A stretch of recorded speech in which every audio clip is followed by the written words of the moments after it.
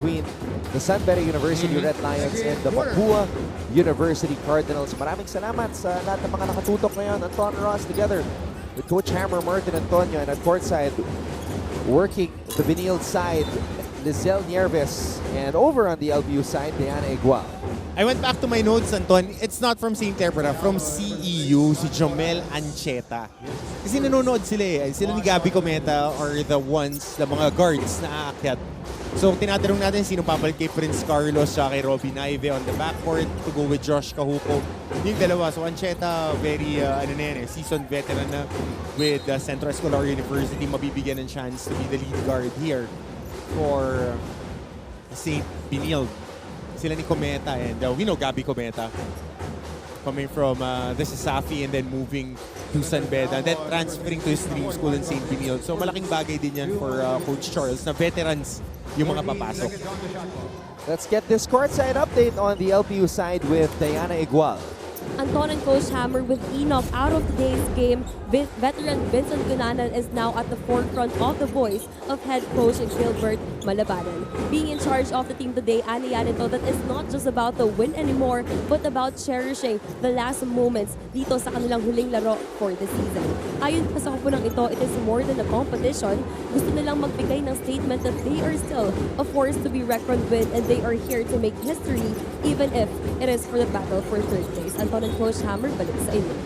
Maraming salamat, Diana. It's still something that you can be proud of every time you can put your name and your school's name in the history book. Oo naman. And it does a lot of things for you. It does a lot of things. Oh, Saure.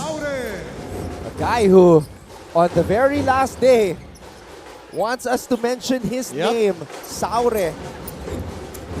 CJ Saure. I mean, yun nga, Anton, ito yung chance for the guys to earn minutes moving forward. Kasi alam mo tong team ng LPU panay madidiin, huli. May Mark Sanko. So pagka nagbibigay ka ng energy, even if you're at the edge of the bench, so natamaan pa rito si Jenico Halalon.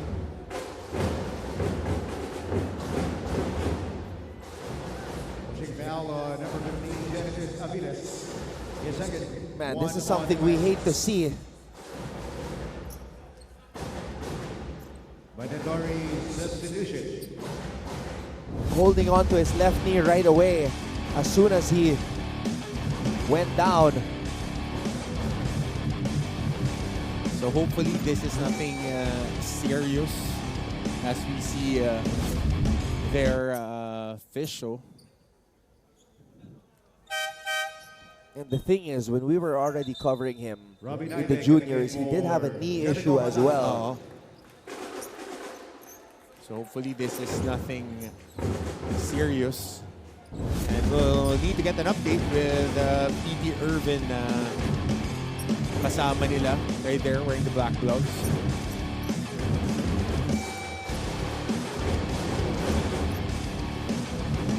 Prayers up for Jericho Halalon.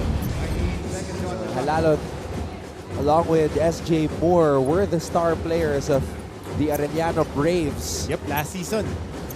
Then a lot of new heroes naman this second semester makikita natin in the juniors.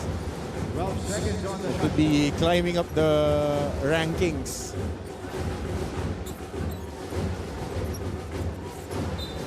$24 our official tally.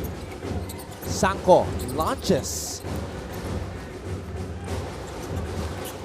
Way short on that shot. Cross-court pass. Bola napunta dito kay Peñafiel. Versosa baseline spin. Travel. Oh, stepping on that sideline.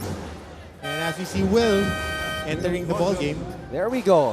The final NCAA game of last season's MVP, Will Gozum. And we joked earlier that he was going to go for 60. Let's see. MVP pa yan hanggang mamayang tanghalian. He's still the MVP, okay? Will Gozum is still the MVP until the next MVP gets awarded. And we all know who that will be. Will Gozum Obviously, still a little bit cold. Peñafiel all the way. Basket counts for Alvin Peñafiel. Pushing down, number 9, John Marco. Prince Carlos coming in. So you have the three graduating guys in. Naive, Carlos, and Gozum. Miggy na lang kulang dyan. Bonus free throw Coach Charles for was telling me Alvin last Peñafiel. night, he is going to suit up, talking about Will. But it's just a question thought of whether him. he would field in Will in this game or not. I thought him. Robin Nakakalaro rin natin si Robin. Charles, ha?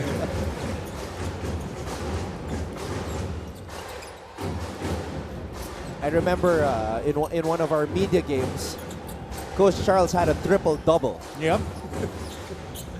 It Ako, might have been a 30-point triple-double too. Mag-i-enjoy ako kakampi si Charles. Kasi si Charles mahilig tumira. Ako hindi ako mahilig tumira. Alvin Peñafiel. Good transition basket again by LPU.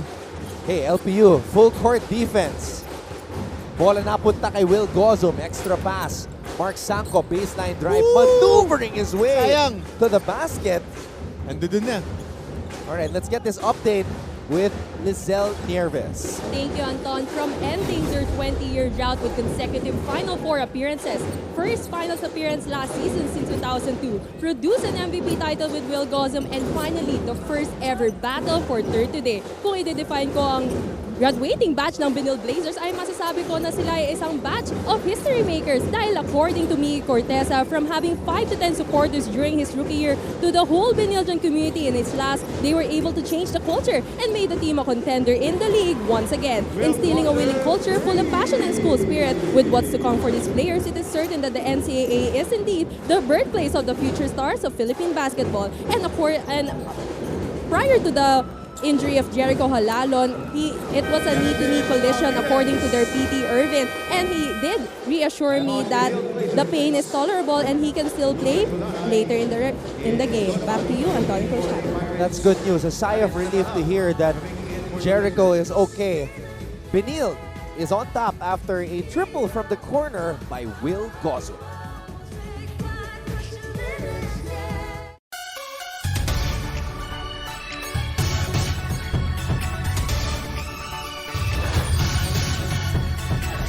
Look at me now, I'm flying so high. I can see the whole world. Look at me now, I'm ready for victory. It's my time, my turn. Hero, oh, oh, oh.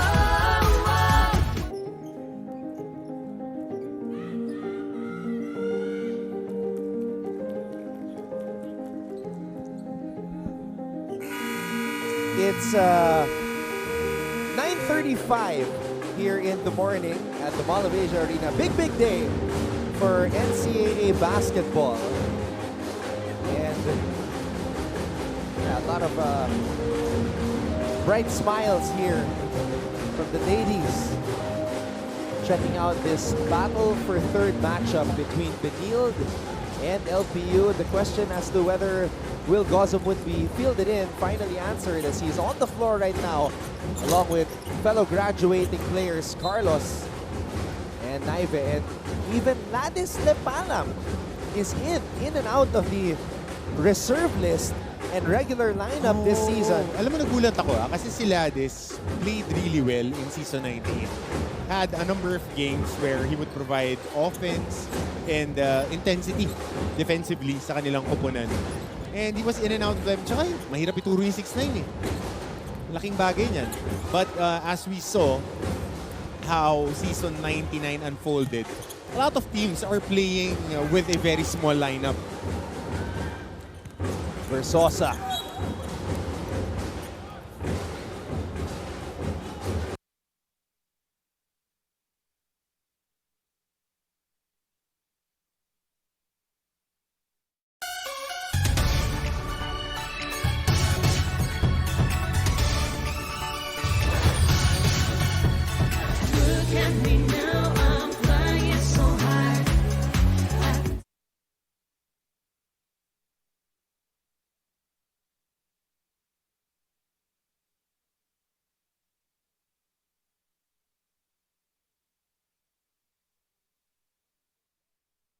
They are going to take the win.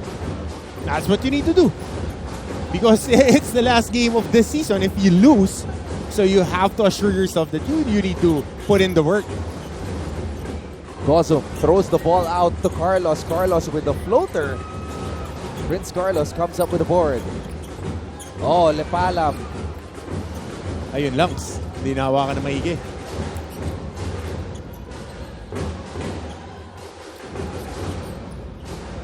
Mali.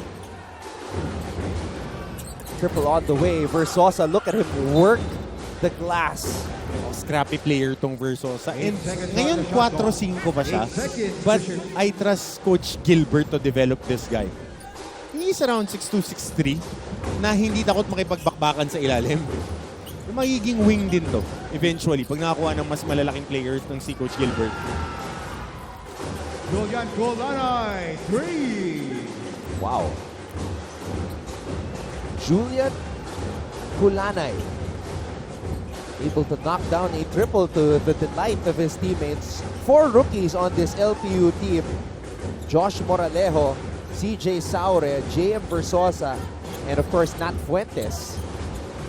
Yung Nat Gozum. Fuentes din, kilala natin, gunner yun eh, no? Yeah, silang dalawa ni Matthew Rubico. Rubico, tsaka si Inigo. Silang tatlo yung... di ba silang tatlo yung top guys ng LPU eh? Eh, yung bata ko. Si Inigo, yung Achilles heel niya, yung inability to stay on the court due to Foul fouls. trouble eh. Chammer na Chammer. Bata ni Chammer eh. Pero second quarter pa lang, akala mo, 12 rounds nakipag-boxing na, boxing na ng 12 rounds eh. Matutuwa si Kuya Aris Galot pag nakikita ni Momboxingero eh. But again, we're talking about the younger players, yung mga galing sa juniors. We see a lot of players. Later, makita natin Nigel Gonzalez, Inigo Torres, and sa kabila naman si Moradas, yung guard ng Mapua. One of their number 77 sa juniors. Nasa roster naman ng Mapua. And a lot of products by the Red Robins andun din sa roster nila. It's a testimony of how programs are built in the NCAA. Ganda ang blueprint yan eh. Yung kila Coach Randy din na being able to secure the top talents nila. Even though Clint went on a U-turn pabalik sa kanila, but still the core of the team yung nanalo ng championship in the juniors. LPU calls for time. They are on top by 4.